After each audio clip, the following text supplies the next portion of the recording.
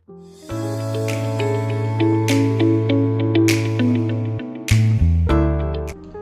halo semuanya, selamat berjumpa kembali di channel YouTube saya. Dan pada video kali ini kita akan bahas tentang aplikasi data jemaat ya, aplikasi gereja untuk mendata jemaat ya.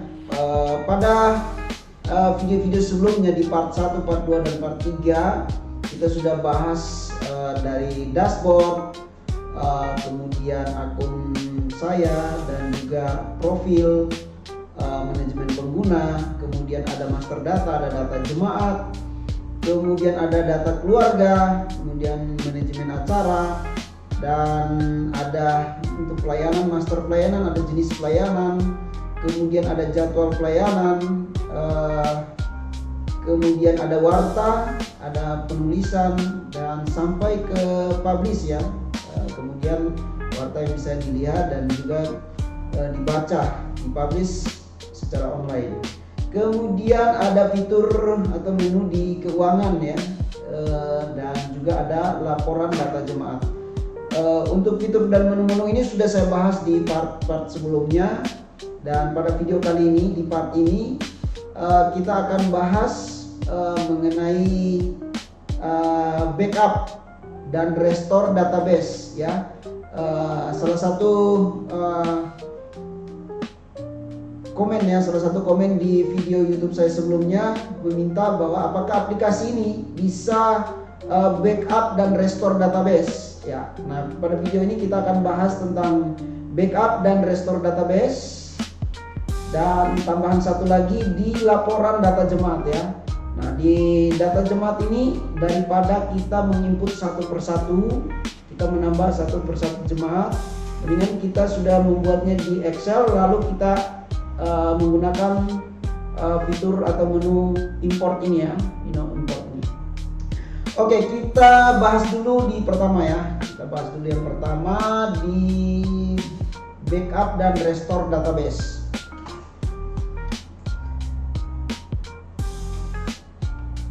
Oke, di menu backup dan restore database ini sudah saya buatkan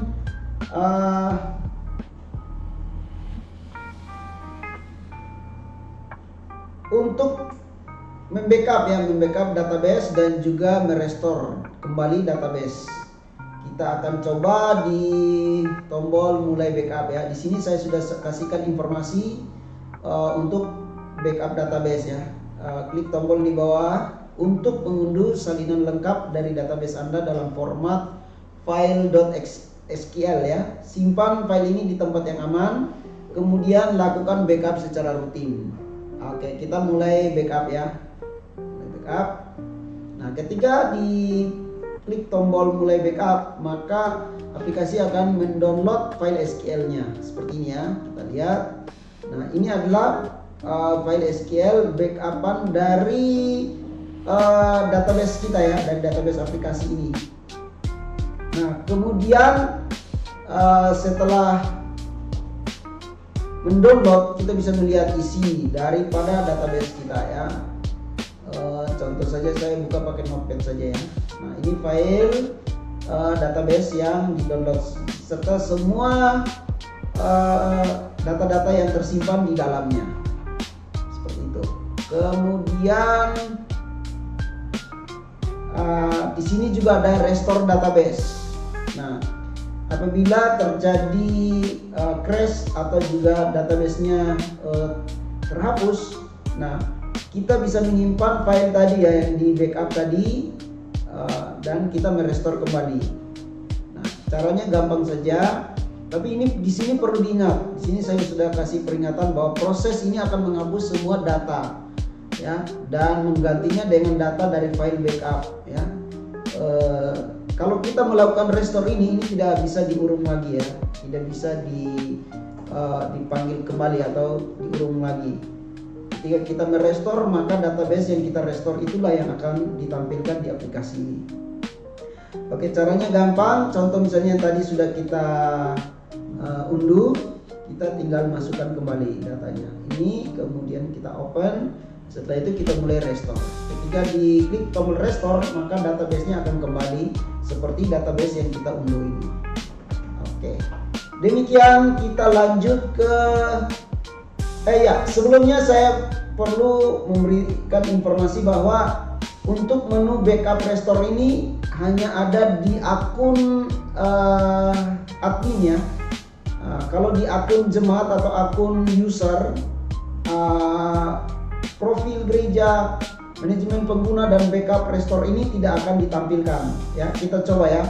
Nah, coba kita akses pakai ini akun jemaat ini ya, akun jemaat ini.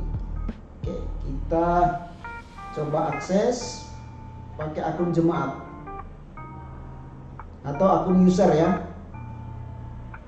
Oke, kita masukkan dan kita lihat. Nah, di menu pengaturan tidak ada lagi ini profil gereja, manajemen pengguna dan backup dan restore database tadi ya. Ini tidak akan ditampilkan di akun jemaat atau akun user. Hanya ada di akun admin ya, atau administrator ya, pengguna aplikasi ini secara full. Oke, di sini tidak ditampilkan, hanya akun saya yang ditampilkan seperti ini. Untuk mengubah password ya ketika dia lupa password. Nah, artinya bahwa di akun admin ya, user aksesnya sebagai admin, dia memiliki hak akses penuh untuk mengatur profil, mengatur manajemen pengguna. Siapa-siapa yang akan mengakses aplikasi ini, dia yang akan mengatur ya, admin yang akan mengatur. Kalau misalnya jemaatnya lupa password dan tidak bisa masuk ke aplikasinya, atau usernya dia lupa password, nah admin akan bisa mengubahnya di sini, meresetnya. Oke, kita akan lanjut ke laporan data jemaat. Nah, di laporan data jemaat seperti saya janjikan di awal tadi, di sini ada menu import. Nah, untuk data jemaat ini daripada kita menginput satu persatu, kita menambahkan satu persatu. Kalau kita sudah punya data jemaatnya di Excel, kita bisa import ya. Nah, tentu format yang akan kita pakai untuk import itu bisa di-download di tombol import ini. Kita coba ya. Kita klik. Nah, akan memunculkan satu pop-up atau model seperti ini. Nah, di modal ini ada unduh template. Nah, di template inilah tempat dimana kita bisa menambahkan data-data jemaat ya. Contoh kita unduh ya. Nah, ini sudah terunduh. Oke, di sini ini kita hapus dulu ya salah satunya. Kita unduh ulang ya. Oke. Nah, kita unduh. Nah, setelah terunduh, maka kita bisa membukanya dalam bentuk format Excel. Nah, di sini kita bisa menambahkan data jemaatnya di sini. Ditambah sebanyak-banyaknya sejumlah data jemaat di gereja lokal.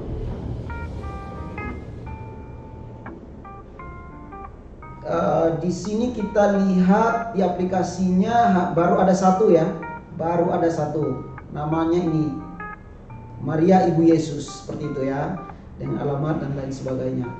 Nah, kita pengen tambah lagi data jemaatnya sebanyak-banyaknya. Di video ini saya contohkan tambahkan 2 saja ya. Di sini sudah ada 1, kita tambahkan Yohanes Pembaptis. Contoh misalnya seperti itu ya. Kemudian kita tambah lagi Andreas.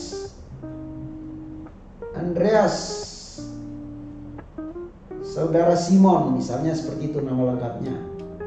Atau kalian satunya laki-laki, yang satunya perempuan. Misalnya Maria Magdalena. Gitu ya. Kemudian formatnya kita sesuaikan perempuan. Kemudian tempat lahirnya mana? Misalnya Kupang, gitu ya. Kemudian format untuk tanggal lahir itu harus YYY, DD, YYY, MMM dan DDD gitu ya. Artinya tahun duluan, bulan baru, tanggal. Misalnya 1998 bulan 10 atau bulan 11 gitu ya, tanggal 19 seperti itu. Nah, ketika formatnya tidak sesuai, kita harus rubah ya. Kita harus rubah di format ini ya, untuk kita samakan.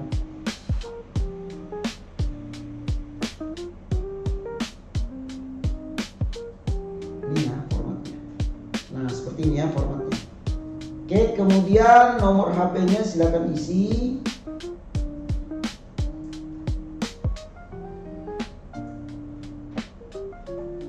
Ya, kira-kira seperti itu. Alamatnya misalnya Kupang, sektor wilayahnya misalnya Manulai 2, katakanlah seperti itu. Kemudian golongan darahnya misalnya A. Oke, seperti itu ya. Nah, untuk data-data selanjutnya silakan ditambah seterusnya sesuai dengan jumlah jemaat, ditambah sebanyak-banyaknya atau semua data jemaat. Setelah itu kita simpan ya. Nah, di video ini saya mencontohkan 2 ini saja ya. Oke, kemudian kita simpan, lalu kita ke aplikasinya. Kita akan melakukan proses import ya. Kita melihat apakah datanya bisa bertambah di sini. Nah, ini tadi kita sudah kerjakan. Sekarang kita melakukan proses import. File Excel tadi yang kita input, kemudian kita mulai proses. Nah, berhasil. Data yang tadi 2 kita sudah input akan masuk di sini. Tadi 1 Yohanes Pembaptis dan Maria Magdalena. Dua-duanya sudah masuk ya. Nah, kemudian di baptis ini kan masih kosong nih. Ya, masih kosong ya. Ini bisa diedit di sini, di tombol aksi. Klik di tombol aksi. Nah, di tombol aksi, kemudian ini ada status baptisnya ini ya. Dan data ini bisa dilengkapi, mulai dari data pribadi sampai dokumen. Nah, bisa dilengkapi. Nah, tadi kita mau tampilkan yang baptis ini ya. Nah, kita tinggal edit, kita cari baptis. Nah, ini kita inputkan. Kalau misalnya sudah dibaptis, kan sudah. Kalau belum ya belum. Katakanlah sudah ya, sudah, kemudian kita simpan. Oke, kita kembali, kita lihat. Oke, datanya sudah terinput ya, sudah. Nah, misalnya yang Yohanes Pembaptis, katakanlah ini belum. Kita edit ya.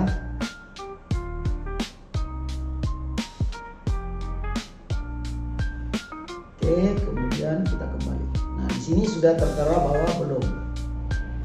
Oke, mudah dan gampang solusi untuk mendata jemaat, mulai dari laporan data jemaat, laporan keuangan, warta, untuk jenis-jenis pelayanan, penjadwalan, acara, dan juga data keluarga, data jemaat, dan pengaturan-pengaturan lainnya.